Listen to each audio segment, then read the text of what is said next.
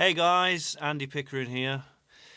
Today's video is going to be a quick rundown of my studio, how I've got it set up, what pieces of equipment. I'll just tell you a little bit about, how I use the things that I've got in here. I get asked a lot of questions about my studio, so I'm hoping that people watching this, they're into 4-tracks and analog setups and things like that. They might get a bit more insight into my workflow, things like that. So let's go. Okay, let's do this.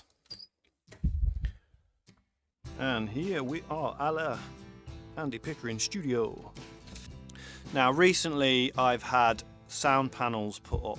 I've put up all my acoustic paneling, got a couple of bass traps on the mixing side there. With, I've got some corner panel in there, which is just pretty much crappy foam.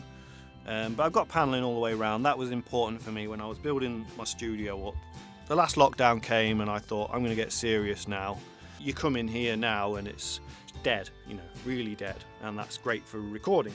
So let's start the piano. This is a Challen Beatles Abbey Road. It's the same model as the ones in Abbey Road, basically. And I got this off eBay. It's the same colour, everything. It's my absolute baby, and yeah, love it. Down here we've got a little bongo, little African type drum, proper one. Do use that quite a lot. Moving around, we've got the Vox AC4, which does 4 watt, 1 watt and quarter watt, and it's great for distorting guitars at low volumes, which is what you want in a home studio, because you don't want to piss your neighbours off all the time. Moving around, my latest addition is the 1/4-inch 8-track Tascam 38. Absolutely fantastic, and I've got a video coming up where I do a full production on that. I'm working on that at the moment. Moving around, we've got the outboard, and we've got the 2 Clark Technic things. Now, Clark Technic is cheap, and for the price point, particularly for the home studio, you cannot go wrong with this stuff. It's fantastic. I'll be the first person to, shout in their corner. There's always going to be people going, oh, it's cheap crap and this, that and the other, but it really isn't. It really does the job. Is this as good as a Universal Audio proper 1176? Probably not.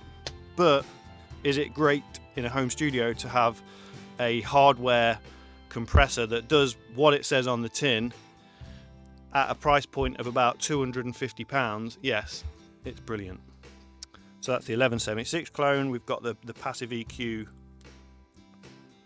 tube EQ as well.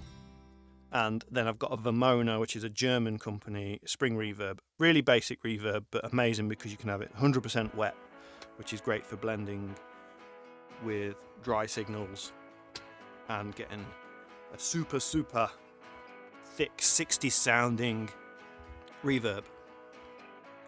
Patchbay. Got all sorts of things in my Patchbay. From one end I've got reverb in and out.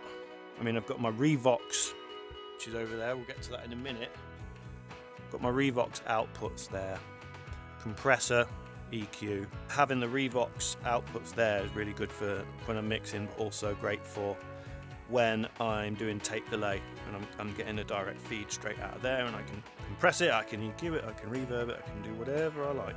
If you want to get a super long trail of reverb and don't want to just have a traditional tape delay, you just put a super wet reverb from the tape machine, and you've just got like a trail of reverb that goes on for a long time.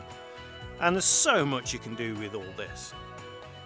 You can use it on the front end, the back end, everything, and it's just great to have proper hardware and not be using plugins.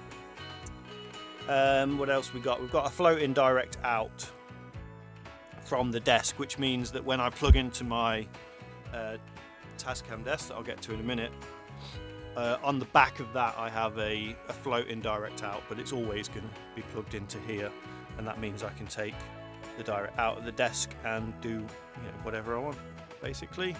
I've got mixed buses here, all of the mixed buses in and out for the mixing desk, and none of these are labelled, which they should be, but I know what they are, and they're all of the inputs to the tape machine. Coming up here, it's the old staple, the Marantz PMD 740, and that is, if you've seen any of my videos, pretty much you'll see that it's on everything basically, and everything I've become has come from this machine, and it's a great 4-track. Up here we've got some closed back 70s headphones. If you were listening to music, they sound crap, but if you're tracking and you don't want the microphone to pick up what the headphones are playing, it's great. And we've got some fake flappers up there. What else we got? We move around to the desk. Let's go into the drawers. First drawer, microphone drawer. Got a ribbon mic here, a tube ribbon mic. The power supply down there, you can see. Really wanted a ribbon mic. Got a large diaphragm mic, which is the Joe Meek JM47. I wanted a low-priced, large diaphragm microphone, but something that just sounds probably a little bit more interesting. I mean, that's 20-odd-year-old mic now. As you can see, I'm really professional with all my proper mic clips here. I mean, sellotape is just, the future. Matched pair of Behringer C2. They are workhorses, and again, for the price point, for the home studio, they do a great job. The best mic I've got is a dynamic mic, and this is an Electro Voice RE10. Really, really nice mic, and this enabled me when I didn't have my soundproofing up to make still good sounding recordings, because it's got amazing rejection, so it's not going to be picking up loads of reflections off naked walls. And we've got pop shield, various clips, all boring stuff like that. Boring cabling drawer. I've got 2 or 3 cable drawers. I kind of know how they're organised, but they are explosions and spaghetti factories. Percussion, shakers, tambourines, drumsticks. Got some castanets down there, things like that. Down here I've got a glockenspiel. Nice retro glockenspiel down there. And we make it up to the desk. JBL monitors.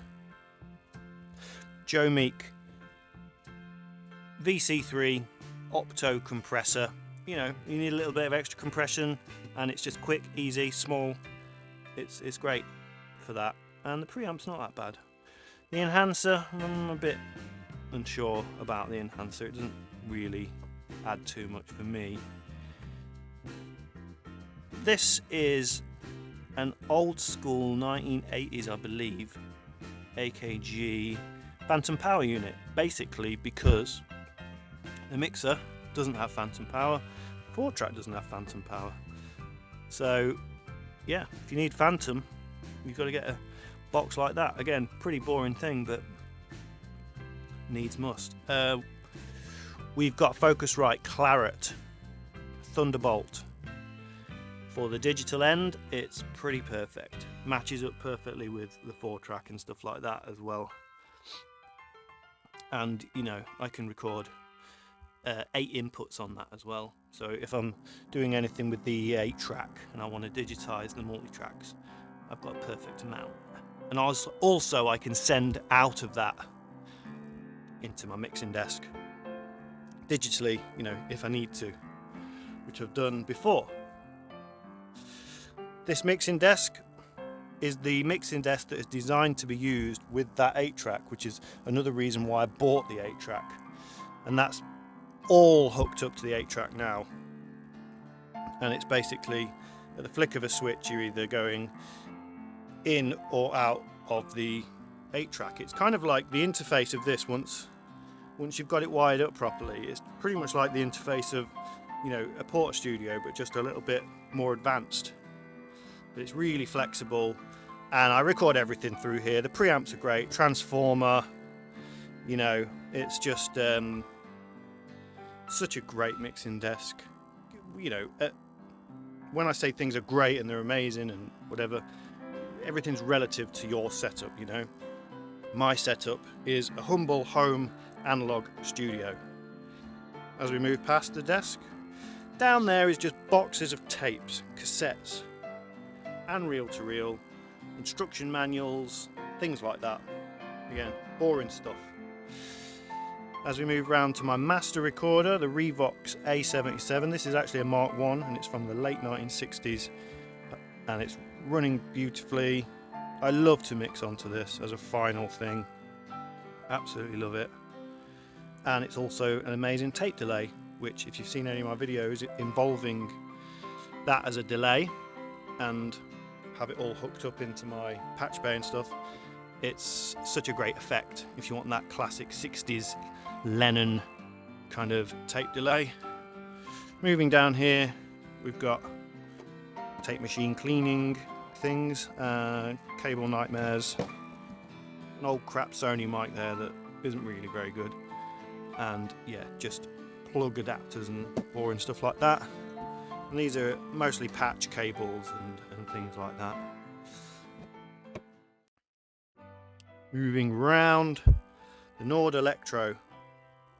This is like the ultimate keyboard in my opinion, because it has all amazing samples on it. You've got the Farfisa organ, Vox Continental organ, Hammond B3 organ, then you've got vintage electric pianos, Wurlitzer and Fender Rhodes. We've got Mellotron samples, and it's unbelievable. Basically, you want to get real good samples of vintage instruments, and you don't want to mess around in your computer with MIDI, and you can plug it straight into an amp. I can plug it into the spring reverb, I can plug it into the compressor, I can plug it into the mixing desk. I want to record in real time in a kind of analog way. That's what you want for this. And anyone that's had a Nord will realise the best thing about them is the samples are free from their website, and you USB that into here, which is a bit of a faff, but worth it, you know. Filicorder, 1966. I believe it's a Mark II Filicorder. Had it modded with switches here because the rocker switches were flimsy. So, you know, there's holes drilled in it and stuff, but these all work really nice, and so it's in kind of modded condition, I guess. And what a fantastic organ this is. It sounds absolutely amazing, and I use it a lot. As we move around here, we've just got mic stands, and we don't need to talk about things like that because that's pretty boring. So there we go. Humble little studio. Not ideal for size for mixing, but I make the best out of it and do the best I can. And it's an ideal studio for pianos, guitars, percussions, and vocals and things like that, and all tape effects. And the best kind of session for me is to do what I've done recently and gone to a drum studio with a session drummer. Joe, all you need is drums, and get drum tracks there and live tracking and things like that, and then bring it into my studio and then add my pianos and my vocals and organs and mix in and tape effects and analog effects and, you know, whatever. That's the dream scenario. So we're actually going to exit the studio now. Out. And just have a look at my guitars. So I've only got 3 guitars. Got a Tanglewood electroacoustic, which is a workhorse, used to gig with that all the time, and that was kind of my first proper good acoustic. Then we've got the Gibson J160E, the Beatles Dream John Lennon, and George Harrison had one guitar. You've probably seen me using that quite a lot. And I've got a bit of a wildcard guitar which I acquired, which is I think a 1980s Marlin Stingray, which I don't really know a lot about. electric guitars, but it all worked really well, and the whammy bar's kind of cool. So the last thing I'm going to show you is when I do a final mix and I get it onto my digital end, I'll then bring my laptop in here and I'll play it through this big system. So I've got a really nice JVC Super A amp, got these B&W speakers, but I've also got these Richard Allen 1970s floor standing speakers which have huge big bass response, and that's just a good way for me to check the final mix in a different room, A being with whatever tracks I want to A-B it with. Okay, so there we have it, a bit of a studio rundown there. Sorry I might have missed out something. At some point I'll go, oh, how did I not talk about that? You know, I tried to go around everything and just briefly talk about each piece that I've got in no particular order other than how the room's laid out. So I hope it sort of makes sense. And thanks for watching, and there's a video coming up real soon with the Tascam 38 half-inch 8-track, which I am in the middle of doing right now. I cannot wait. So I'll see you guys later. Cheers.